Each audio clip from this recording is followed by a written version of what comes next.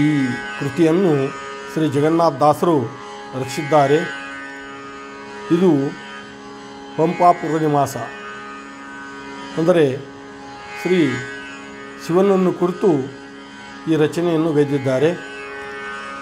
ಆ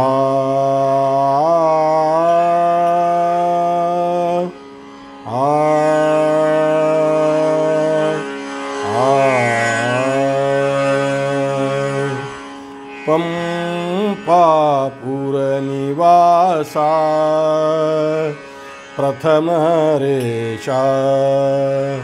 पंपापुर निवासा प्रथम रेशा पंपापुर निवासा प्रथम रेशा तुम पाहि पाहि तुम पाहि पाहि त्रिपुरारी त्रिनेत्रा तुम पाहि पाहि त्रिपुरारी त्रिनेत्रा पंपापुर निवासा प्रथम रेशा पंपापुर निवासा प्रथम रेशा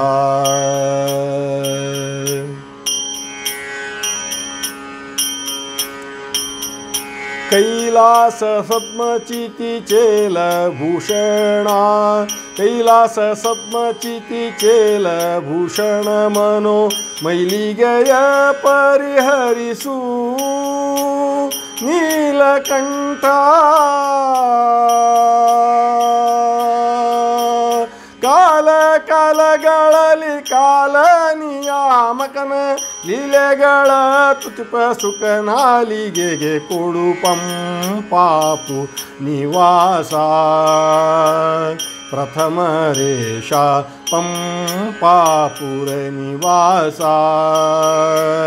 ಪ್ರಥಮ ರೇಷಾ पंपापुर निवासा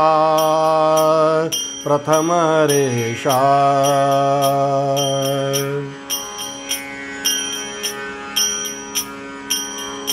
पार्वती रमणनी मोहशास्त्र वचिषी पार्वती रमणनी मोहशास्त्र वचिषी शार्वरी चरर मोहिसी दे हिंदे दूर्वास सुख व्याध जैगीश रूपदली दूर्वास सुख व्याध जैगीश रूपदली इर्वಗೆಯ ಪರಿಚರ್ಯದಲ್ಲಿ ಹರಿಯ ಮೆಚ್ಚಿಸಿದೆ पंपापुर निवास प्रथम रेशा पंपापुर निवास प्रथम रेशा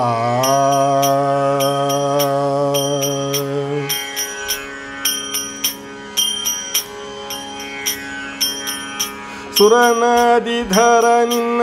ಚರಿತೆಗಳ ವರ್ಣಿಸಲು ಸುರನದಿಧರ ನಿನ್ನ ಚರಿತೆಗಳ ವರ್ಣಿಸಲು ಸುರಪಮುಖ ಸುಮನ ಸಾಧ್ಯರಿಗೆ ಸದಳ ಸ್ಮರಣ ಪಿತ ಜಗನ್ನಾಥ ವಿಠಲನ್ನ ಸ್ಮರಣ ಪಿತ ಜಗನ್ನಾಥ ವಿಠಲ ಸಂಸ್ಮರಣೆಯ ಕೊಟ್ಟು ಧರಿಸುದಯದಿಂದ पंपापुर निवासा